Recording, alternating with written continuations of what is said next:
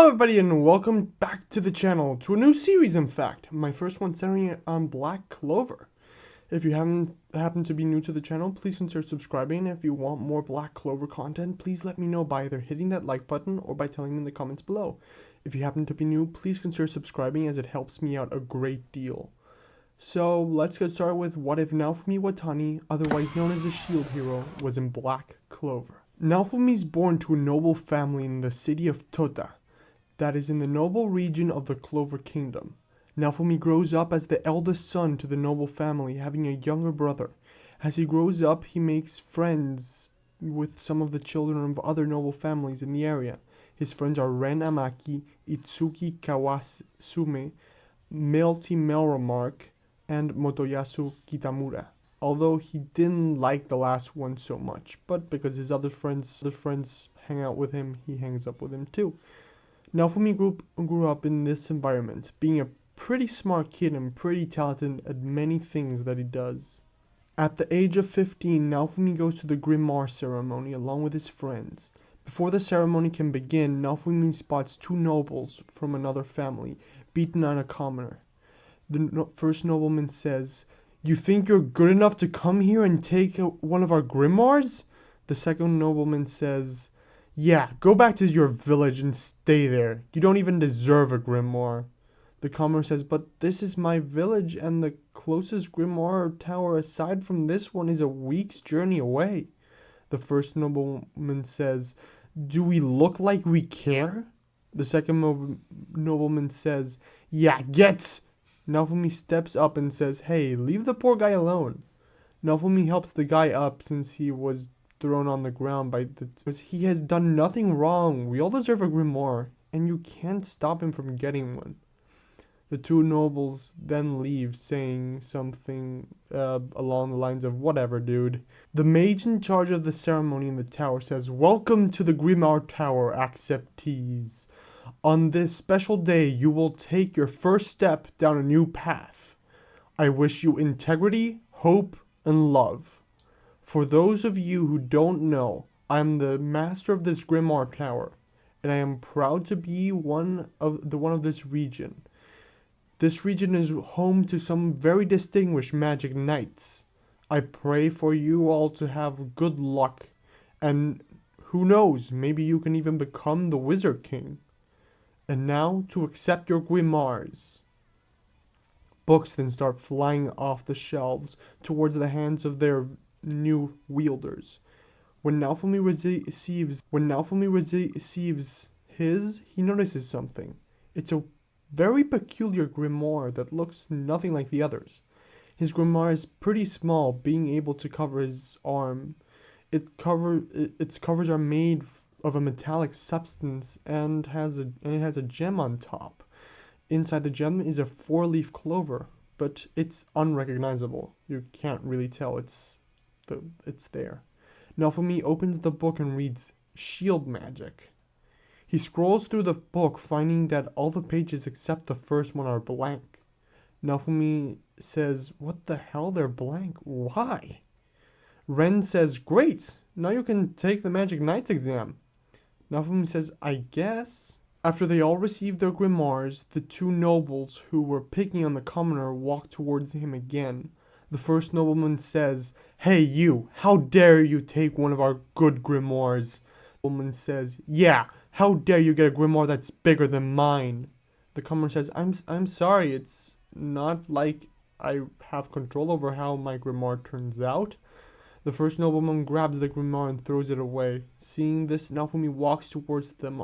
On the way, he grabs the other man's grimoire, and after putting his hands on the first nobleman's shoulder, Naofumi says, "Hey, how about not abusing your title and preying on the weak? He didn't do anything wrong."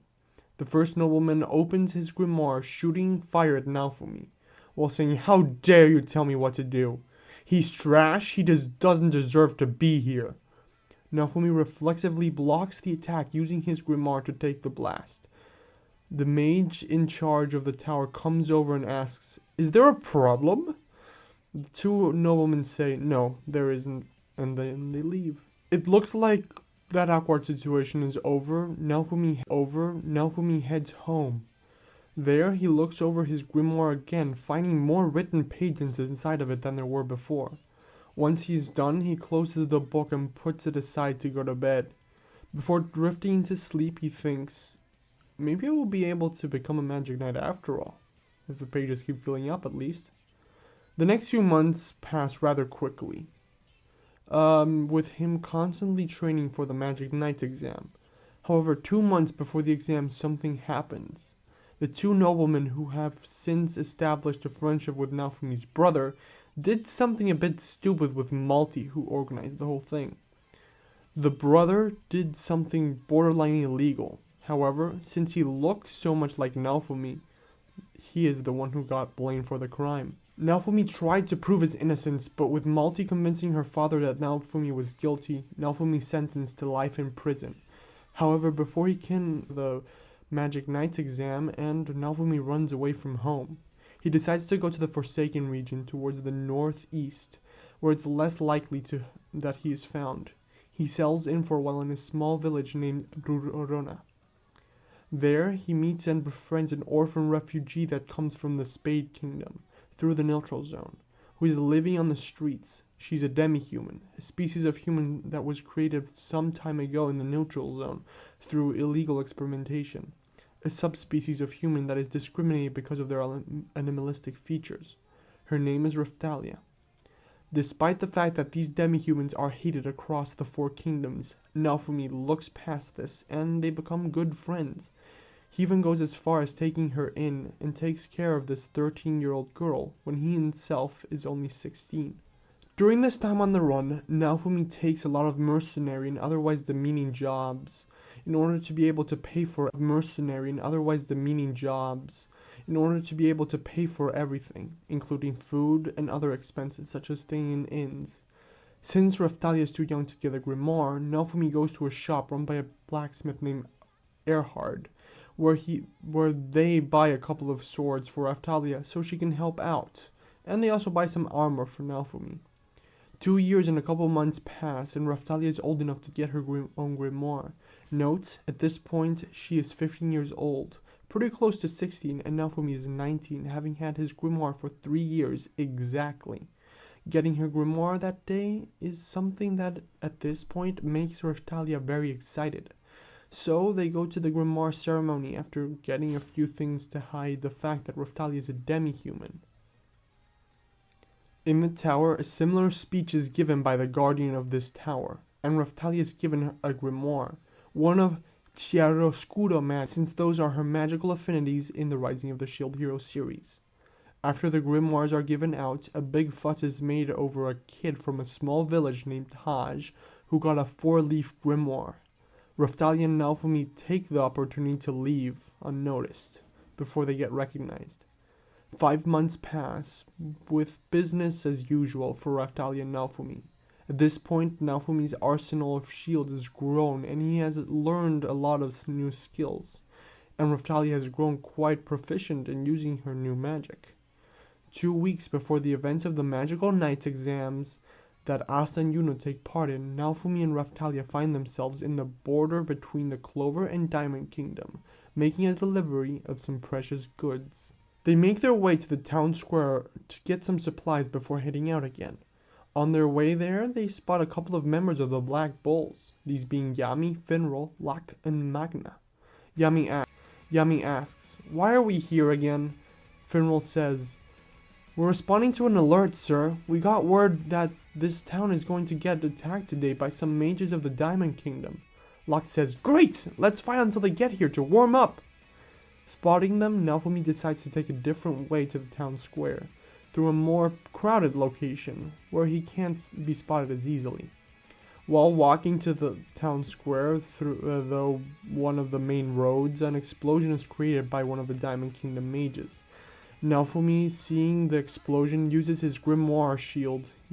With it expanding, he uses it to save a small kid while pushing the parent out of the way. Naofumi screams, "Raftalia!" Raftalia pulls out her sword and jumps at the mage, wounding him, and the mage attacks Raftalia, but Naofumi jumps in the way, blocking the attack with his shield. Raftalia then jumps out, hitting the mage. Another explosion is then heard a couple of meters away from them. Naofumi and Raphtalia get ready to attack. Yami steps out of the smoke, holding the body of the mage he just took down, and says, "Now where did that other one go? I could swear he came this way." Yami looks around, spotting and recognizing Naofumi, before seeing the body of the knocked out Diamond Kingdom mage. Yami asks, "Hey, aren't you that fugitive from the city of Tota? The one from the noble family who stole all those riches from the other family?" Raphtalia says, "That wasn't him, it was..." Naofumi says, "Save it, Raphtalia. He won't believe you. They never do." He turns to Yami and says, "So what if I am? What are you gonna do?" Yami says, "It looks like you handled yourself well out there, kid. So here's the thing. After seeing you in action, I want you on my squad." Naofumi says, "Yeah, that's not gonna happen. We're not joining your stupid club." Yami says, "Fine then."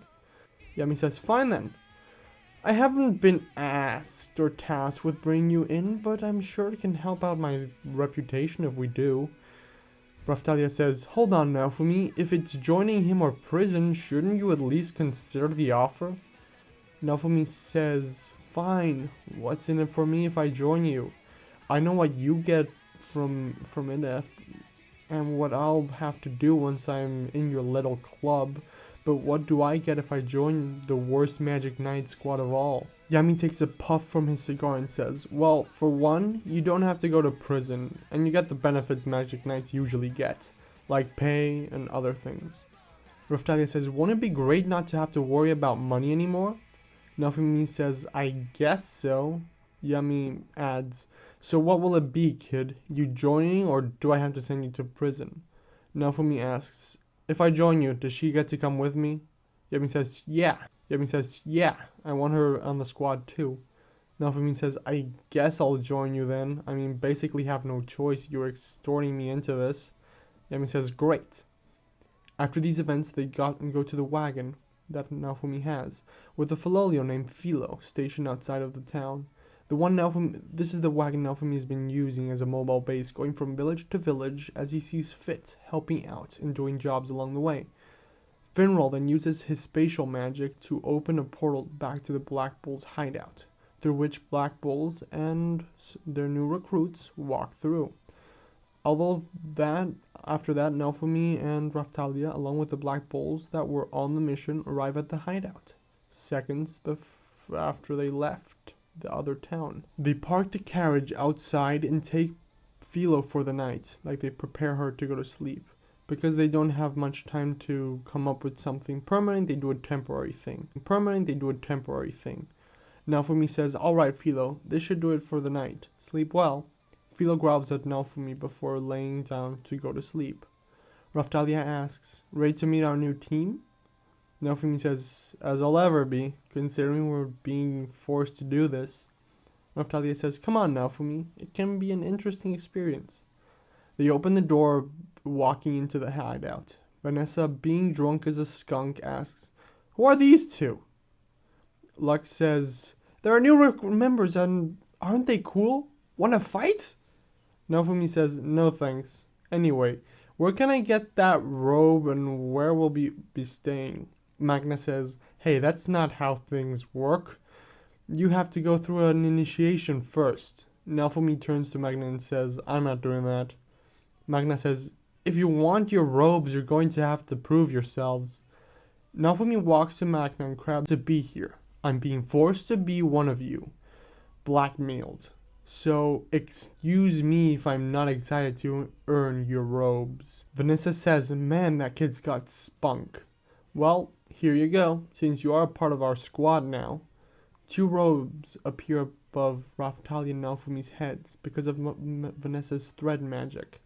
The robes float towards them, fusing with their current clothes because of Vanessa's thread magic again.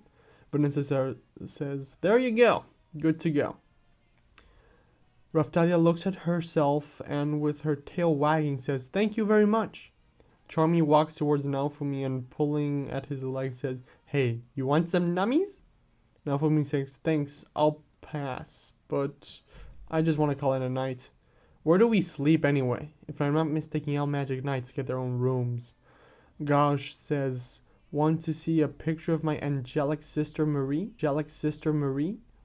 Gordon starts walking, heading towards the rooms, and Vanessa says, yeah, just follow him. Naofumi's about to move when Raphtalia says, excuse me, I just wanted to ask, is there any way I could get to sleep with Sir Naofumi? Vanessa says, you get your own rooms, but your guys get to do whatever you want. Naofumi and Raphtalia then follow Gordon to their rooms. They settle in and go to sleep, calling it a night. However, their adventures have just begun. How will their presence modify the story? Next time, the two new recruits will be joined by some other newbies. They'll settle in and go on their first mission together. Hope you guys want to see that. I hope you all enjoyed this episode. It acts more like an introduction than the actual beginning.